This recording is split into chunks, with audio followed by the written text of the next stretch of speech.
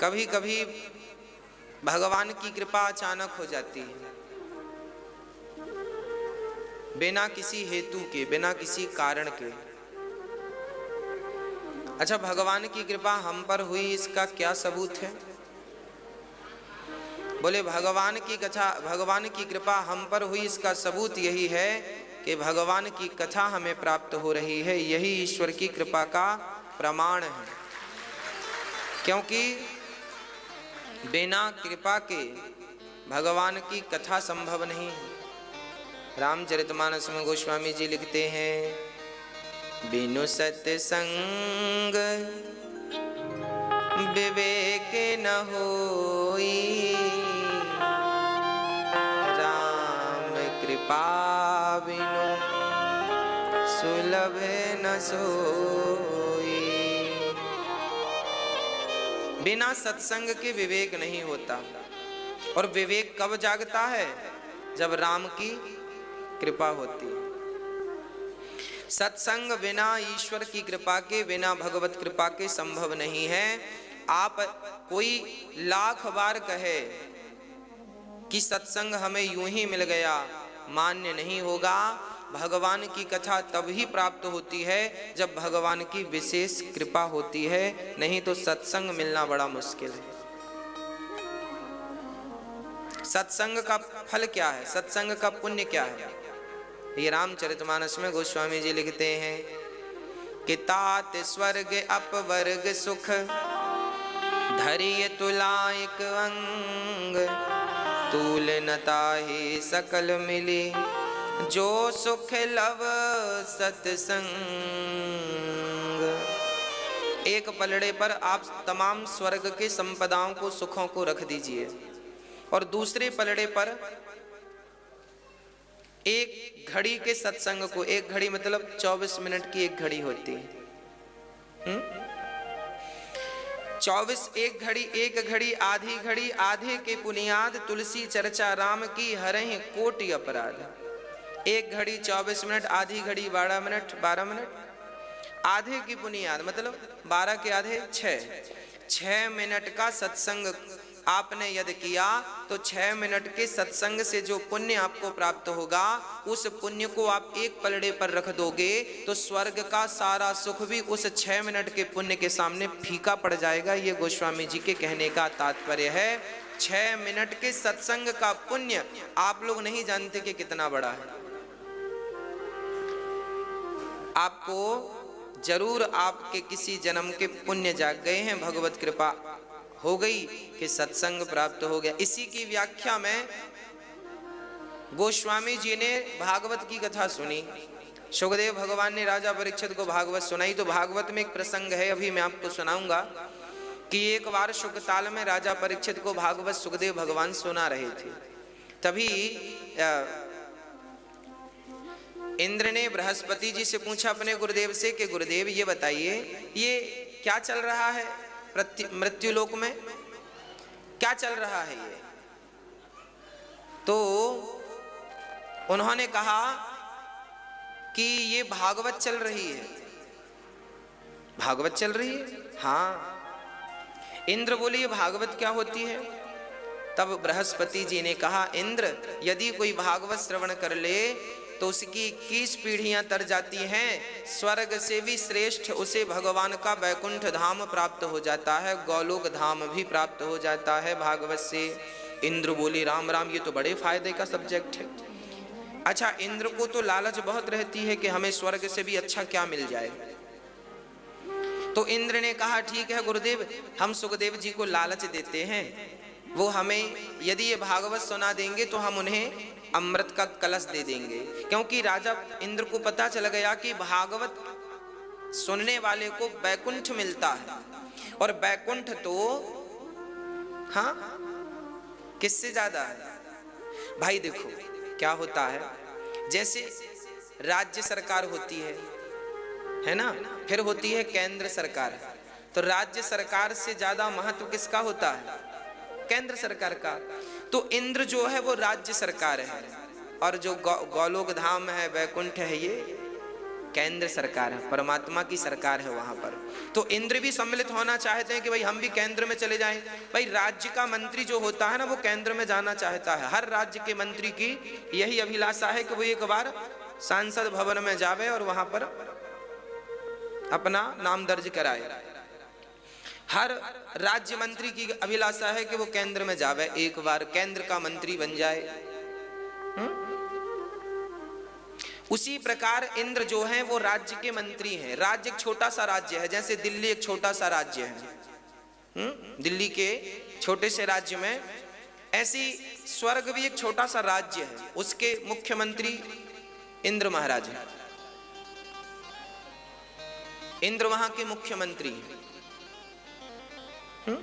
तो इंद्र ने क्या सोचा कि हम ऐसा करें कि हम भागवत सुन लें तो फिर स्वर्ग तो हमारा रहेगा। उनको ये लगा कि शायद वैकुंठ भी हमारा हो जाए भागवत के चक्कर में। तो बड़ा अच्छा विचार किया इंद्र ने और अमृत भर के, अच्छा अमृत तो इंद्र के पास था ही, थोड़ा सा पानी वानी मिला लिया, कलश भर लिया और भर के चले सुखदेव जी को। सुखम नत्वा वदन सर्वे स्वकार्य कुशलासुरा।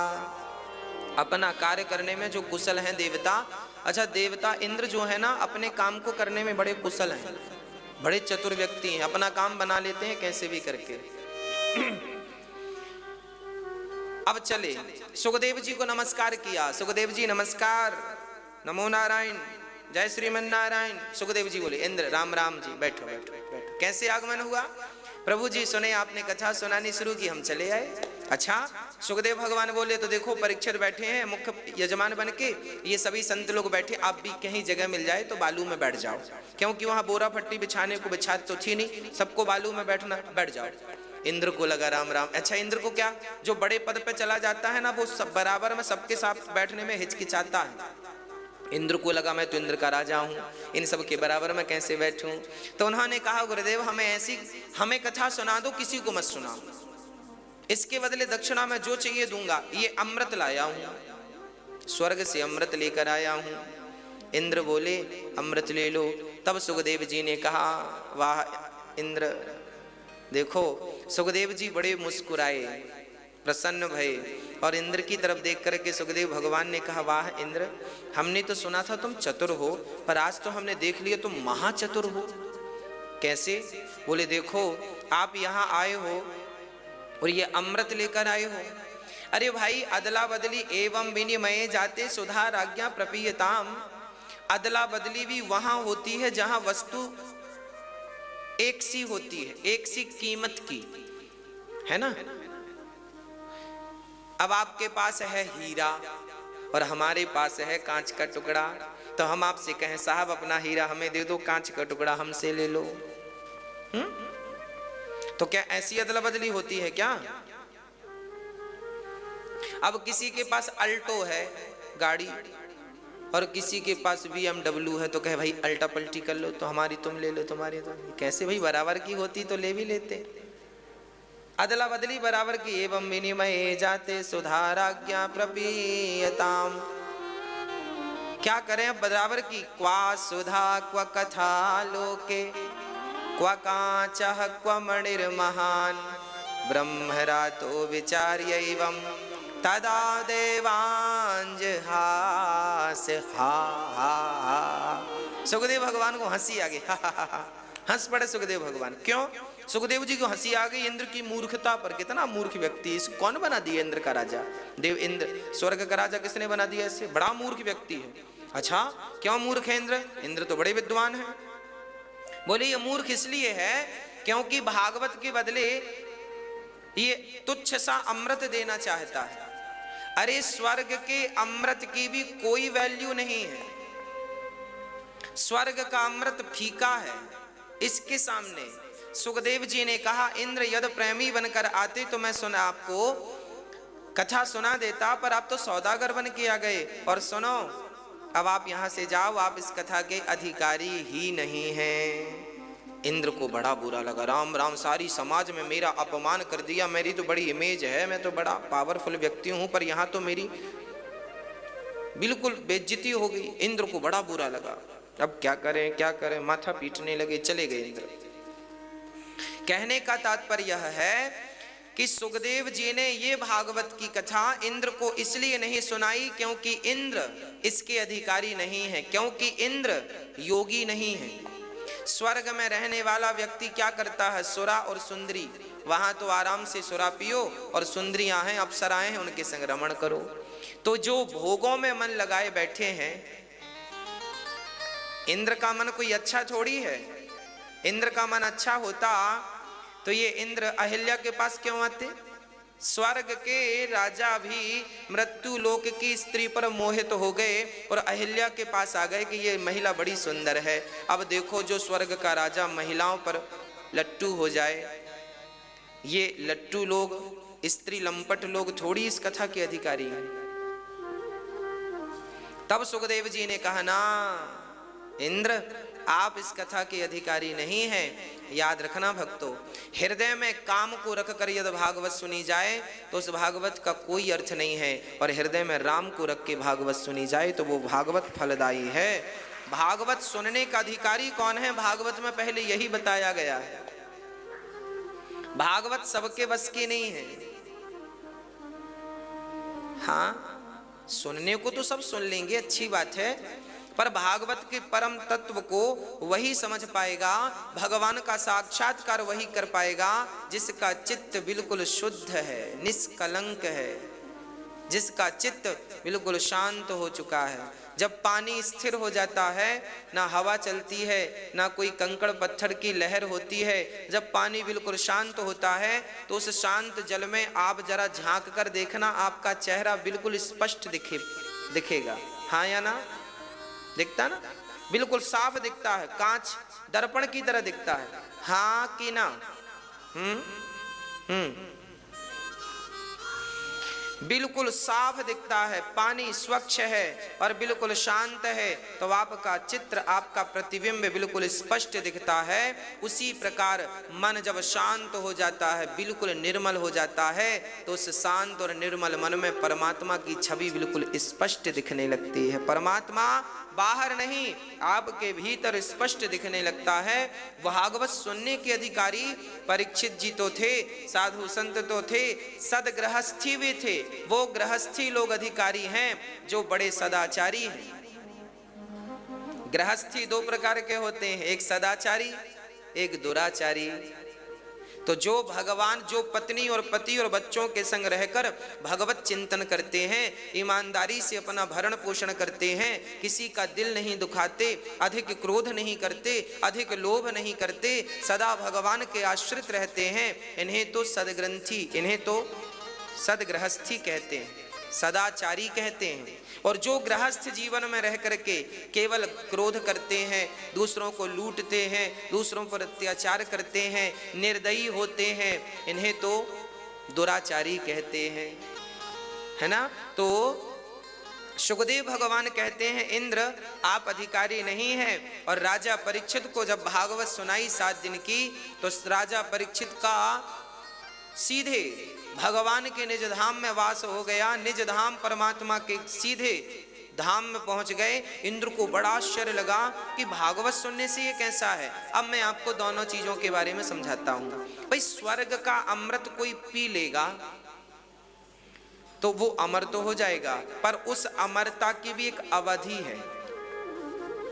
जैसे आप मोबाइल रिचार्ज कराते हैं, अब तो देखो वो फंक्शन नहीं है। जब शुरू में नए नए मोबाइल आए थे ना, तो उनको लाइफ टाइम के लिए रिचार्ज करना पड़ता था। कॉल लगाने के लिए भी और कॉल आए इसके लिए भी, आउटगोइंग इनकमिंग दोनों के लिए करना पड़ता था। तो उसमें होता था लाइफ टाइम। तो लाइफ टाइम की भी अवधि हुआ करती थी 2030 तक, 2025 तक। मतलब कोई भी चीज लाइफ टाइम होगी ना, तो उस लाइफ टाइम की भी अवधि होती है कि लाइफ टाइम मतलब 20 साल, लाइफ टाइम मतलब 10 साल या 20 साल या 30 साल, या एक लिखित में होता है 20 साल, 10 साल, 25। ऐसे स्वर्ग का अमृत भी कोई पी ले तो कितने दिन अमर रहेगा? कितने दिन? केवल 73 चतुर्युग ओनली, ब्रह्मा जी के एक दिन में 14 मनवंतर होते हैं, हर मनवंतर में अलग अलग। अभी वैवस्वत मनवंतर चल रहा है, पुरंदन नाम के राजा भी वर्तमान में इंद्र हैं। अभी जो इंद्र, जैसे प्रधानमंत्री का पद 5 साल का होता है ना, ऐसे इंद्र भी एक सीमित समय के लिए इंद्र बनता है। कोई आप लोगों में से कोई इंद्र बन सकता है? बनना हो तो बताओ, आपको इंद्र बनना है? भैया आपको बनना है? अच्छा ठीक है, हम बोल देंगे 100 यज्ञ कर लो, इंद्र बन जाओगे। जैसे प्रधानमंत्री बनने के लिए आपकी पार्टी में इतनी सीट होनी चाहिए, इतने आपने सीट हासिल कर ली तो आप प्रधानमंत्री, इतनी सीट ले आए तो आप राष्ट्रपति। उसी प्रकार आपने 100 यज्ञ कर लिए तो आप इंद्र। आप कर लो, आप लोग 100 यज्ञ। पुरंदन नाम के राजा अभी इंद्र बने बैठे हैं।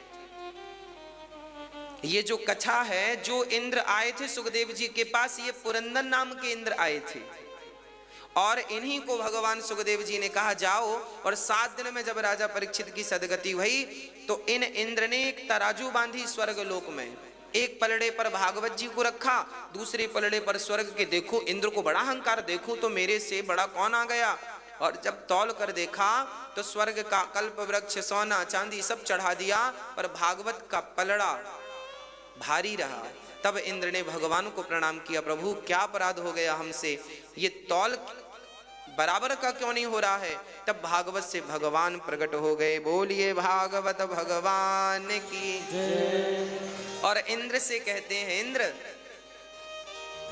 क्या आप हमसे अपने स्वर्ग का सुख तौलना चाहते हैं? अरे ये भागवत प्रत्यक्ष कृष्ण एव ही, ये भागवत स्वयं भगवान है, प्रत्यक्ष परमात्मा है, इसमें आश्चर्य मत मानिएगा, शब्द ही ब्रह्म है। अच्छा एक बात बताओ, आपको हम प्रैक्टिकली समझाएं। अच्छा ये बताओ, आपको कोई गाली दे तो आपको गुस्सा तुरंत आता है कि 1 घंटे बाद आता है? बोलो मैया जी, ओ मेरी माँ, बताओ आपको कोई गाली दे तो गुस्सा तुरंत आता है कि 1-2 घंटे बाद? तुरंत आता है, तुरंत आता है। आपका कोई अपमान करे तो आपको गुस्सा तुरंत आता है, क्रोध तुरंत आता है। अच्छा गाली क्या है? गाली कहां से निकलती है? मुख से। और कथा भी कहां से निकल रही है? अच्छा गाली प्रवेश कहां से करती है? कान से। और कथा भी प्रवेश कहां से कर रही है? कान से। अब जरा ध्यान से समझिएगा, गाली भी वहीं से निकलती है जहां कथा निकलती है, जहां से, और प्रवेश भी गाली वहीं से करती है जहां से कथा प्रवेश करती है। पर दोनों में अंतर देखिएगा कि कथा गाली आप सुनते हैं तो गुस्सा तुरंत आता, आप बिल्कुल शांत हो, प्रसन्न हो, और आपको कोई गाली दे दे तो तुरंत आपको गुस्सा आ जाता है कि नहीं? तुरंत आपका मन अशांत हो जाता है कि नहीं? गाली मन को तुरंत अशांत कर देती है। यदि गाली का शब्द इतना प्रभावशाली है कि वो आपके स्थिर मन को अशांत कर सकता है, तो सोचो कथा कितनी शक्तिशाली है कि कथा मन को तुरंत शांत कर देती है। यदि गाली प्रभावशाली है तो कथा कितनी प्रभावशाली होगी, आप इमेजिन करके देख लीजिएगा।